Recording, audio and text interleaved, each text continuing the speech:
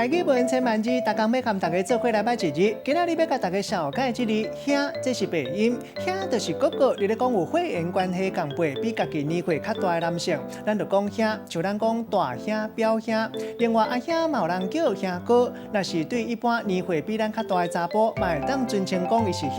像咱讲贵兄、二兄、单兄。另外这个兄较特别，嘛有称呼爱人的意思，像讲歌词讲到孤单无伴，手袂影，也是为着兄。另外文音读做兄，像讲歌戏内底，咱常常听到兄台，带大家做伙来小解两个词。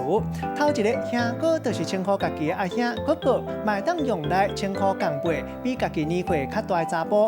啊，那第二个词兄长，嘛是同款的意思。咱用一句话来举例，甲这两个词夹做伙。譬如讲，伊无亲兄哥，因为主管对伊真好，伊就甲主管当作是伊的兄长同款。